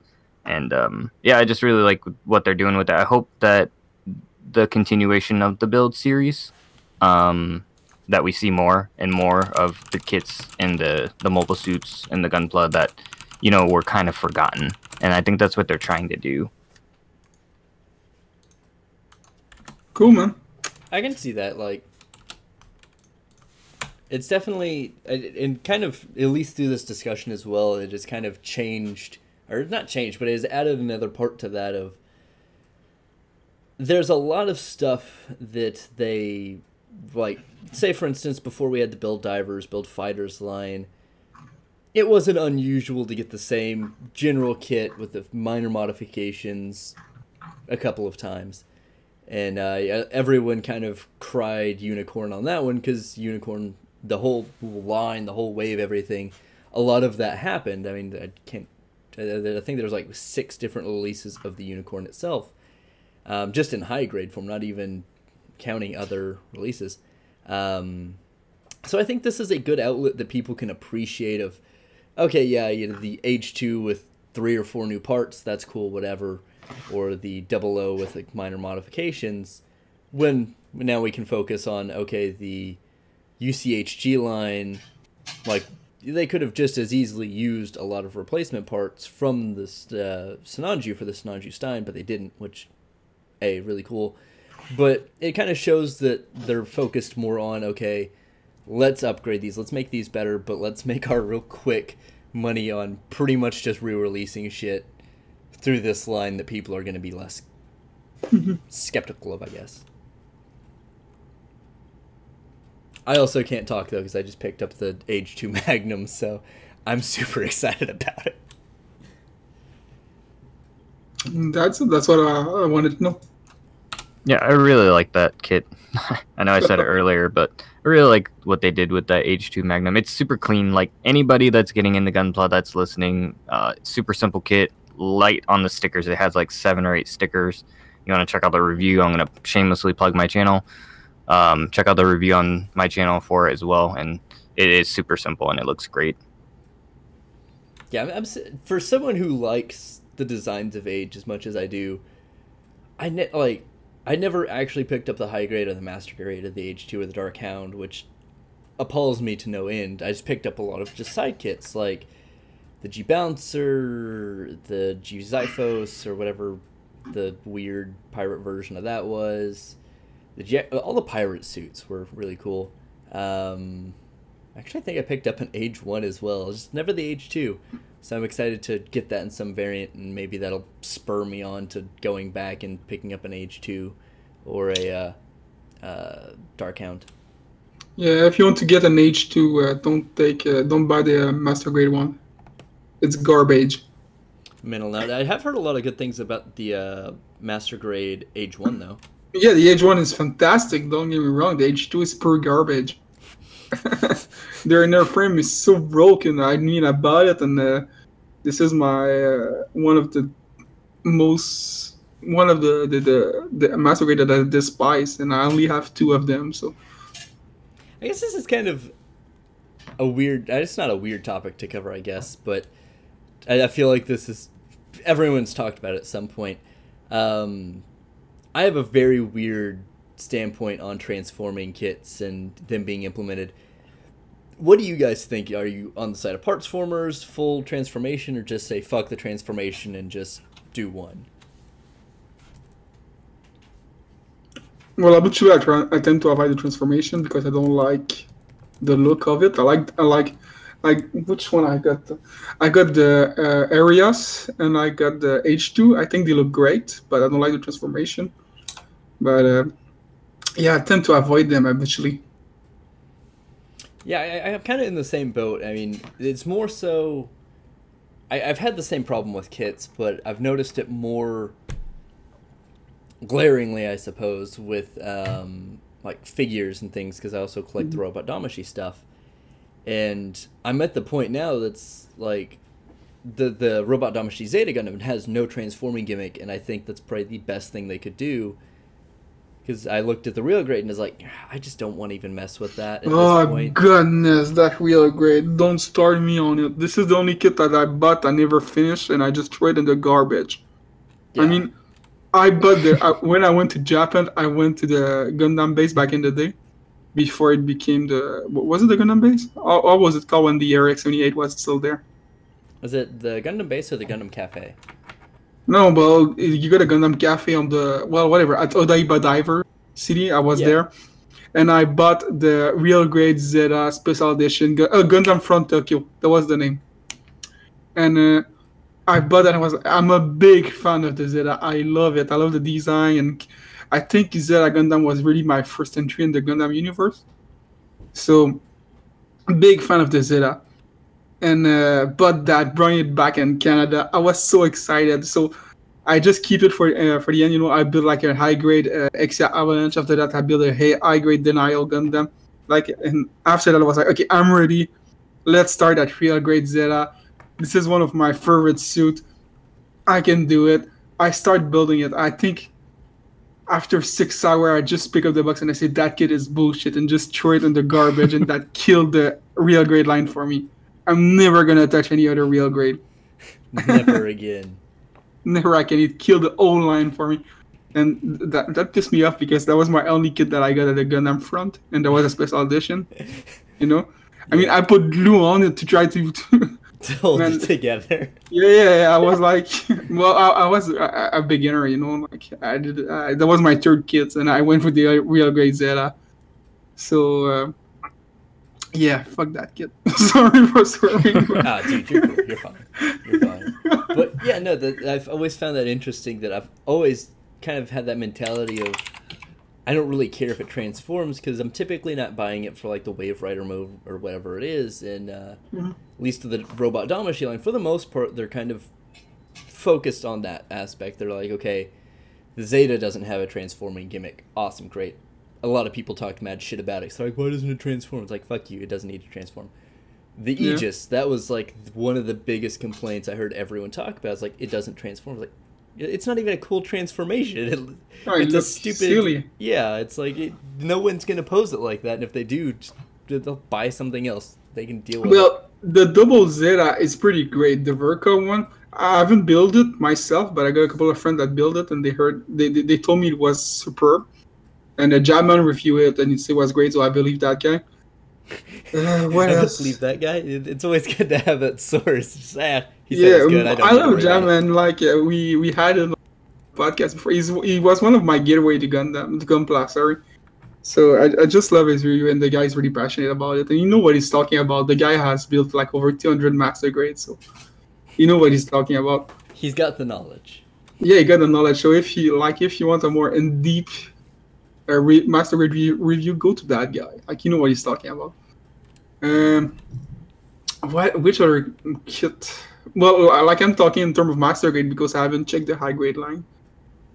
But yeah. That's kind of the weird part of, even with like a lot of parts formers in the high grade line, a real big problem, and this is kind of universal because most action figures or anything like that follow the same dynamic of the high grade of there's going to be some part you're going to switch out. Yeah. And the problem is they don't switch out the right part. It's always like, okay, like the Delta Plus is kind of bad in this in the high grade line. Oh, yeah, I heard that, yeah. Yeah, there's a big plate that's like the bottom of the chest, and it's got all these different spots where you connect everything. And the legs, which really should have been either some kind of means of attaching and sticking, locking in place, or just different sets, because that double like front and back motion just makes them super unstable. And you get the same thing like the Robot Damacy Epion and Wing Zero. It's not as bad that they actually kind of did it very well, but they still had that issue. So it's kind of like, I really wish we would either get away from transforming or just make it to where both forms are stable and then you pick without compromising it. Which I guess part formers kind of do, but they don't always do it right. Exactly. Yeah, I feel like there's a lot of problems when the the transforming is in the line. Like, I'm usually excited for it because I like to see it done well. I mean, but most of the time it's really like wonky, or you have the part where it just like falls off and then you put it back on, then another part falls off and you're like, God, all right, just gonna put it in the normal form. Mm-hmm. You know which suit is nice? What? The Yakushiki. You know why? Why? Because in the lore, during the building process, they decide, yeah, transforming it is kind of rubbish, so forget about that. So they never transform it. Anaheim Electronics is like, that Camille kid made a transforming suit, but that's stupid. Why would But we the do that? Yakushiki never went that way. They were like, nah, it's cool. We don't need it. But you know why we get transforming suit, right? You know why in the Gundam universe we got transforming suit? I might, but what's the definitive answer there? It's well, it's real. Like, it's not lore or anything. It's just they released the new Mobile Suit Gundam back in the day, in the 60s, 70s, and it was not a success at first, and it became like a big success with the rerun.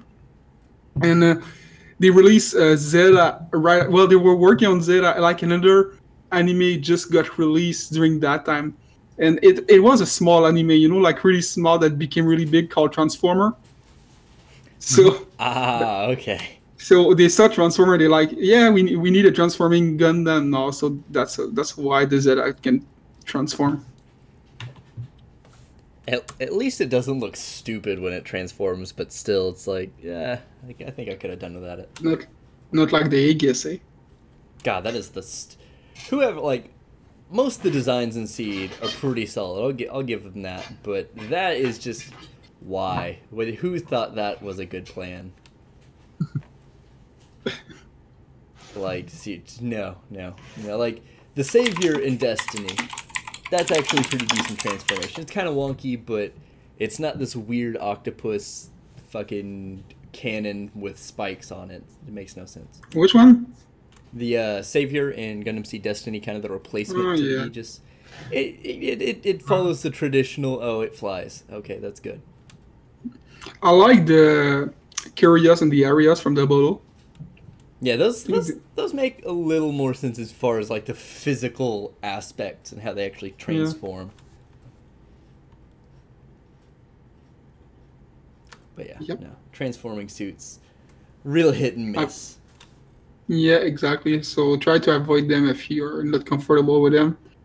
Even more if it's the Master Grade line, because the Master Grade line, the inner frame and the MG line is so important, and these transforming suit like put a lot of stress on the inner frame sometimes. So you don't want to snap something.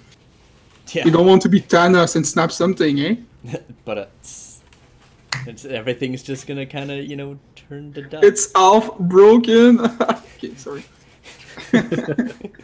I'm tired. So I guess that actually kind of rounds us out as far as topics. Is there anything that I missed on the list, Boomsy?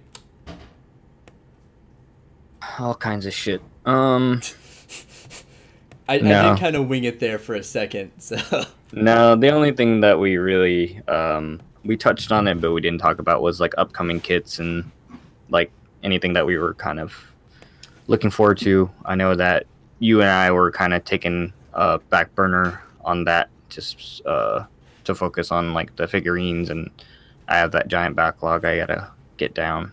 So, how about you, Danik? Anything coming out that has your interest? Yes, I got one kit that I pre-ordered, and that's the first time I'm pre-ordering a kit, really. And it's a P-Bandai kit. And as I said earlier, I'm a big fan of the Yakushiki. So the P-Bandai Master Grade Yakushiki Crash. Have you seen it? I have not. No, wait a second. I'm going to share it to you in the chat right here. There you go. Click on that. And the viewer in the chat, you can check it on the Gunpla Network website at www.gunplanetwork.com. Shameless plugs. Plug. Oh, shit. But yeah, that kit, oh god, that is sexy. Oh wow, yeah, that's super nice. So it's super expensive, but I mean, I don't buy P-Bandai too often. but that one hit me at the right place.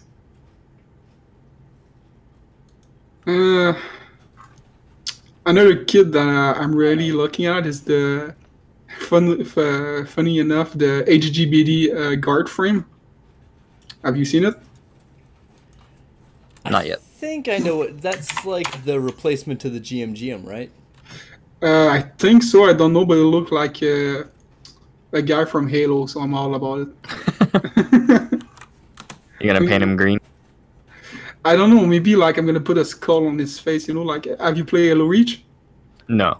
No. Okay, we got like a Spartan with a skull on his helmet, and his name is Emil. And he's such a badass, and like that helmet just looked like it. It's the same helmet. So I was a big Halo guy back in the day. So yeah. Oh, I see you're plugging the website on the YouTube. Nice, thank you. Hey, you know, this is the easiest way to show the pictures. It's a win-win. It's easy for me and it's a plug. Working together. I'm gonna put you on the payroll. Yeah, I finally hit it big. Yeah. If only we made money. Yeah. So and that and as you can see on the web background, the Ninja Stein. For sure. So pretty much it for me in terms of kits. All right, I'm trying to think of anything that I've even thought of that's coming out, because a lot of it's just me going back to things I've missed. The Gustav Korn. No, yes, maybe. You know what? I'm just gonna throw some stuff in there. Just keep throwing stuff. Just links for days. Yeah.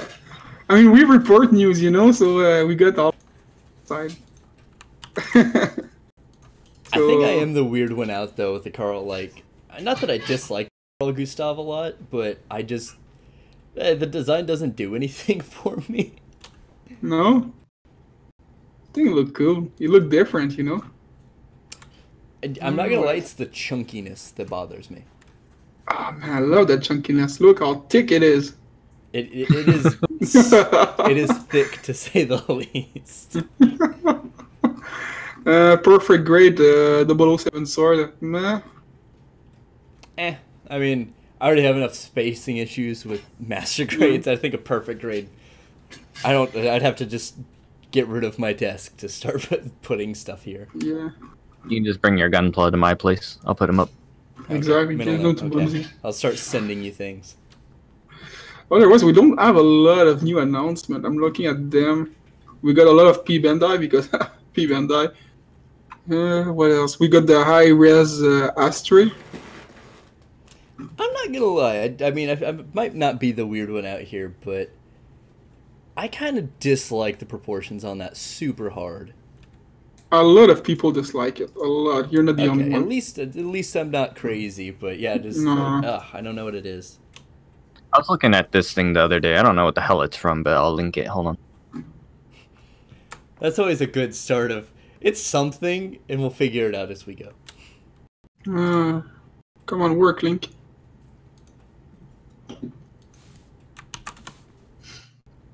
What the heck is that? Exactly. Like, it looks cool, but at the same time, what the hell is it? Is it a dragon? What is it? Something. Huh. It's like, it looked like Megatron from Beast Wars. But it's not, you know? Yeah, it's like some super hyperactive mech. By the way, I got another kit that we're looking at. I'm just trying to find it. Give me a second. It's another P Bandai, but are you a fan of the Cubily? Yes. Yeah. So do you know which one I'm talking about? Maybe. Okay, give me a second. Oh yeah, the narrative Gundam look great, eh? I'm also in a weird camp on that one, because like, I think the narrative Gundam can look cool, but most of everything I've seen, I'm just like, it looks alright. There you go, that one right here. Look at that baby. Yeah. I was like, I know exactly which one you're talking about. Same idea there. That thing looked great. I Look love the menacing. spooky hands so much. Yeah. Well, it's the one. It's pairing with the Yakushiki Crash. It's like in the same collection. So story behind that, I don't remember the name of the artist, but they are, you know, like the Verka line is a Katoki take on certain design. These two P-Bandais are the take of a certain artist. I don't remember his name, but he's a big artist in Japan. Like he got his own shoes company on some Gunpla designs. So this Kubili right here and the Yakushiki Crash are like special design from that guy. So they are going to be super limited. So if you want to grab one, grab it as soon as possible. Middle note. Yeah, they're not even available on Gundam Planet. Nope. I pre-ordered mine on the Japanese website. I don't remember the name, like Yondara Nice something. So, but they are expensive. Like I bought my Yakushiki Crash for 120 Canadian, and in US it's almost like $100 US, just for a master grade. That's expensive. Yeah, the Quibbly Damned is probably the one. Like, I like the Crash a lot, but that Quibbly really speaks to me. It looked fantastic. I'm just like such a Yakushiki fanboy. So. The spooky hands definitely sell it. Oh man, yeah, it's all about the hand on that kit. I mean, and the proportion. They look like they work on the proportion. They work on the inner frame. Like, just look at that picture with the beam saber coming out of his arm with the hands. Oh my goodness, stuff of nightmare. You see that kit, like, okay, I'm dead. You see that gun, you like the mobile suit on the battlefield. You're like, yeah, I give up. Now the real question is, how long until we get this in Build Divers and just ruin everything? I hope it's not gonna happen. Probably won't. I don't know though. They keep throwing a bunch of weird stuff in there. It's just like, But It's yeah, getting weirder and weirder over time, like the series. Yeah, I just keep seeing like images and GIFs of stuff. I'm just like, that's happening now. Okay. That's why I'm excited for narrative. At least it's back to it's not like something weird like Build Diver with the Sword Art Online ending. Yeah, I would have been like, I don't think I would have disliked this as much if it had stayed kind of like Build Divers or Build Fighters, where it made no sense, but it's like, fuck it, it's all right, I'm okay with that. Now it's just like, oh guys, let's jump in an MMO. And then the one dude who's like a bad guy, at least in the first part, was like, I just want to go back to the way things were. It's like the Build Fighter system was cool. You're such a bad guy because you like the past better than the future. Yeah, it's like everyone shits on him. It's like, but he's right. Like, I guess the MMO, yeah, leave it, but the older system's way fucking cooler. Yeah, I'm with you on that. Well, I'm not a Build Diver fan. I'm mostly known to be a hater of this show, and I'm okay with that, to be a hater. And I assume it. I'm not a big fan of the old concept, like of Gunpla fighting. It's not my cup of tea. I like Gundam, like for the big war story. I don't like Gunpla, like TV show. I think it's a good lesser of two evils situation where we can get really good, like, more serious stuff like narrative or Unicorn, or get weird stuff like Turn A or G-Reco.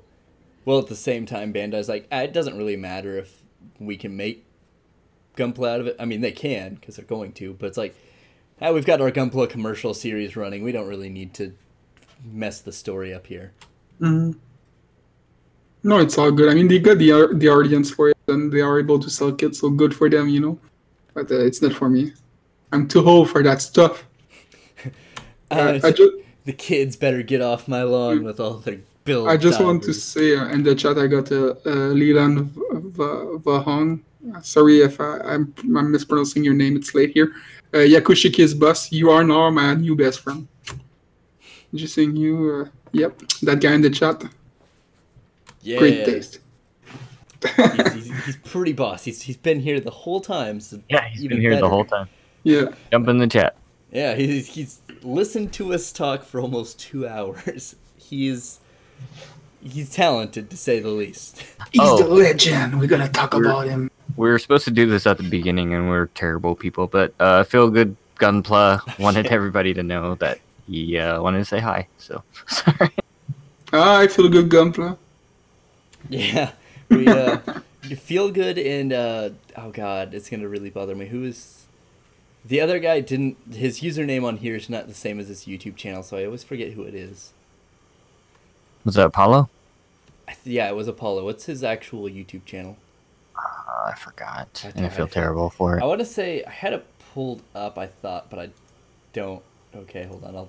We'll figure this out, but I'll handle this in the background. You guys buy me some time. So yeah, otherwise we got the new Bandai teased Ayame figure rise. I think that was expected. I don't know what's your take on it, Bumsy, like the new figure rise trend right now. Well, you're the one that reviewed the Rinko one, so you can talk about it. What do you think of Ayame figure rise? I'm probably gonna get it, to be honest. Just to continue the waifu series. Fumina's coming up, or Fumina just got on the channel, and she was awful. But looking at the way that they've been handling it for the figure rise, I have some hope finally, and just hoping that they don't get too like crazy with it and try to do too much. But it looks pretty good, I have to say. And we got the Feel Good Gunpla channel right now showing on the YouTube channel. Spicer, sorry, did you find what you were looking for? I'm getting there. Okay, while Spicer's still working on it, Let's just say I could be better at this. it's alright. It's alright. I think it's promotion. What else can I put on? So yeah, they also announced recently the newly. I'm just trying to find a good picture of it. The newly Haro. What was the name? The figure rise Haro. Do you have a take on it, Bumsy? I'm not sure if I saw that one yet. Yeah, I'm just trying to find a picture. It's another 1/1 scale Haro, but where is it? Give me a second. I'm not gonna search too long, but it's not a 1/1 scale Haro. It's bigger than the regular Haropla, and you got an inner frame and everything. But yeah, I can't find it. Holy moly, it's that kind of night, eh? Figure eyes, Haro. Come on. There it is. Gunpla Planet. Got it right here. There it is. Gundam Kid Collection. So I'm pretty sure I've got the right channel. If not, I super apologize, but I really need to also add in the stupid spreadsheet the Discord username so I get everyone right. But I believe it's Plum Motion Productions. We usually give them a shout out anyway. So here you go. Plum Motion Productions. Check it out. That's it. We got Leland in the chat that says asking, did anyone get the Woundwort? He still want to get it. So did any of you got the Woundwort? I didn't. I'm in a lot of weird camps, I guess. I'm not a huge fan of a lot of the Advance on Zeta stuff. Like the Hazels are okay. Yeah, no, I'm the freak here.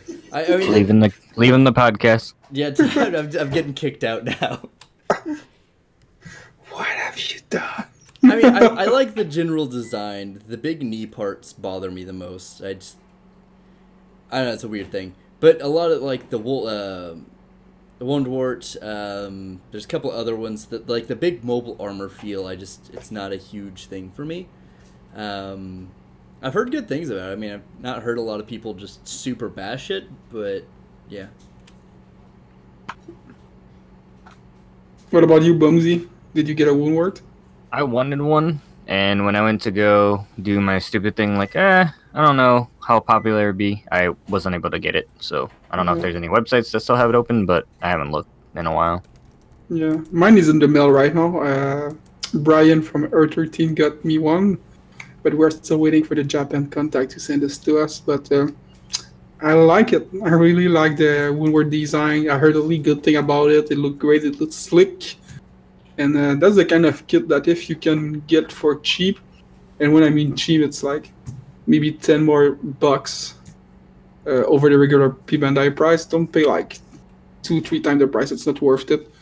Get it, and at the same time, it sent a message to Bandai. You know, it sent the Bandai is realizing that some of these P Bandai kits are really popular. That's why we are getting more and more P Bandai in North America getting released as regular release. Like we had the X and Riser, we had the X Avalanche recently, so that's good for us. So yeah, if you can get any of these, go for it. Okay. Middle note. Yep. I like turtle. I like that. I think it's I love turtle. I just messed up that meme from 2000. Now, see, Messing up this is the dead podcast memes. of dead memes. Yeah. That's where memes come to die. Sorry. At least we have something to claim. Yeah. I'm like frantically looking for the Quibbly Damned right now. For pre-order? Yeah, I'm on Den right now. Yeah. Are you in the US or? Yeah, I'm in good old Ohio. Hmm? Yeah, I went on the USA Gundam store to get like these kits, but they are so expensive there. I mean, I heard good thing about USA Gundam store, but they're just too expensive. I can justify buying these for this price. Yeah, and if you have anything that's pre-ordered, like say you see 2 kits that are like not bad mouthing USA, you guys are awesome for what you do, but if you like order something that comes out like next month and then have one like a previous month, then they won't send it until that second one is available. Yeah, I heard a couple of my like the guy at the Gunpla Network order with USA Gundam store. They had a couple of issues in the past. Not saying they are not good. Like I said, I'm in Canada, so for me it's not worth it. You know, with the shipping and everything. Yeah, actually looking at 84.88 without shipping so far, so that's not bad. Which one? The Quibbly. Damn. Oh yeah, it's 8048. It's like 100 CAD. So yeah, it's not bad. I mean, it's a P Bandai, so you have to expect to pay a little bit more for these kits. And sometimes they are worth it. I got the P Bandai Master Grade Impulse Blanche. It looked great, man. It just looked great on the shelf. So yeah, sometimes you just spend a little bit more, but you get a great looking kit and a special looking one. And the them, like I said, it's from a special artist. So if you can get it, grab it. Middle note. Hmm. Well, outside of that, I guess we'll transition into our closing statements, because I don't think there's anything else on the list of things to talk about. So, Boomsy, what do you got for us? As always, you know, my normal take it easy and peace. If you're a new builder, keep building. If you're trying to get into YouTube, just jump into it. You know, find your formula, see what works for you. If it doesn't, you know, always take a look at the channels that inspire you and the people that inspire you as well. You know, just keep building. If you are curious about certain things, feel free to message any of us. I'm pretty open on my Instagram and Twitter to talk to anybody. Like Amazing Knight had reached out to me before. He's a new YouTuber as well, and I just told him to do it, kind of thing. Closing statement. I really appreciate all the love and support, not from just friends and family, but also the new fans. I went from like 10 subscribers to I think like almost 130 in like 2 months, which is crazy to me. Like I never thought I would be there in such a limited amount of time. So I really appreciate everybody in the community just kind of showing their support. Yeah, no, it's definitely a good community for that. A lot of people are pretty chill. A lot of people are nice and at least good to talk to, so that helps. Exactly. Yeah. What about you, Danik? What kind of closing thoughts you got? Closing thought: just keep on building positive, because Gunpla is becoming more and more mainstream. We are working to that, and we got new people joining the LB. These people don't know the LB. These people don't know that. Don't know how to cut knobs, how to remove knobs. They don't know how to send it. Don't know how to paint. They need help. Stay positive with them. Help them. Be helpful. We got some time in the latest issue in the community. Some like old guards don't like the new mainstream kind of builder we have now. But always remember, like, once in your lifetime you were new to something. So stay positive. Check out everybody channel in there, Boomsy and Spicer. They are great. I follow them, so check out their channel too. What else? What else can I add to that? I think, yeah, that's my message to everyone. Just stay positive. It's a hobby. It's for fun. We are all having fun doing that, and yeah, that's pretty much it. A good message indeed. Definitely shameless plugs for all of us. Be sure to check out everyone who has popped into the podcast today. Except Brian. Don't check Brian. Forget his channel. That was not important. Everyone else, though. I'm just messing with Brian. He's a friend of mine. We grab a beer back in Montreal, like GBWC Montreal. Yeah. He's I a guess cool both guy. of you guys are up there, right? Sorry? Both you guys, like, he's not too far away from you, is he? Well, he's at 4,000 kilometers from where I am. He's on the other side of the country. Oh, okay. Yeah, he came for a week for GBWC, so we grabbed a beer and we went to it's Montreal, so we went to a strip club and everything. No, just kidding. Montreal necessitates that part. But we had some fun, but don't check out his channel. No, just kidding, go for it. Oh, Brian, I love you, man. Oh, man. We will have everybody's channels featured up on our new YouTube channel just for the podcast. We've got some up there right now, but we will continue to add those as time goes. But, of course, check out Boomsy, check out Gunpla Network, check out Feel Good Gunpla, Plum Foxy Fate, Access Communications, The Mobile Suit Hanger, Charlie462, The Kurosama. I know I'm forgetting people in here. Other people, and I feel bad for that, but they'll all have the links are in the description. Just check that out. Support Gunpla YouTuber. That's it. Just support all of them. Just sub to this, and you'll eventually find other people. Let's just say it'll happen. Share the love. Make it more welcoming. We want new builder because when we got new builder, we got new kits because they're giving money to Bandai, and Bandai is our overlord, and that's how it works. Yeah, we're pretty much all part of the Church of Bandai, right? You know. Yeah, that's the goal, right? Money at this point. That's all that's happening. Yeah, exactly. I mean, we all wants to become a Bandai bishop, right? That's the goal. That's why we're doing it, right? For the money and the fame and the woman. Oh yeah, that's exact. I mean, what else would you do this for?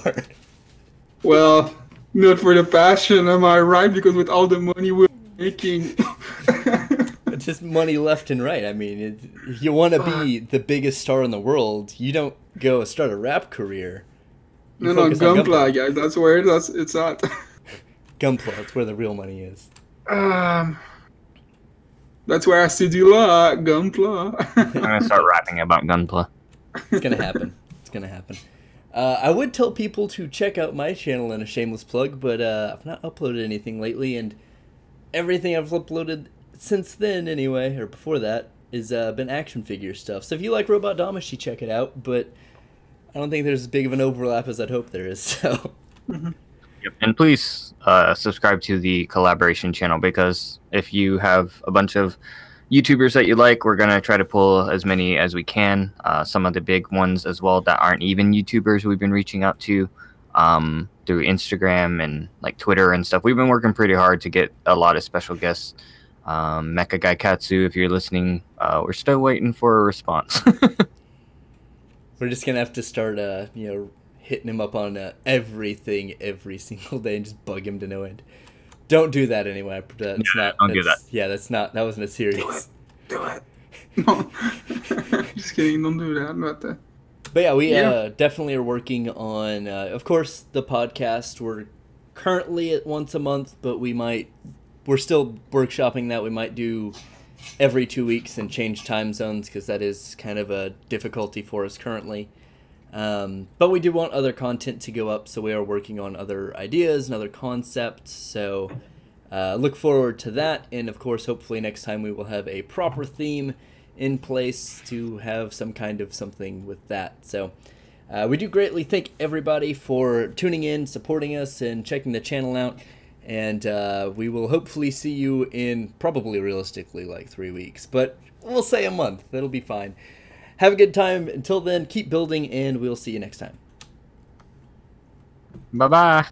Bye.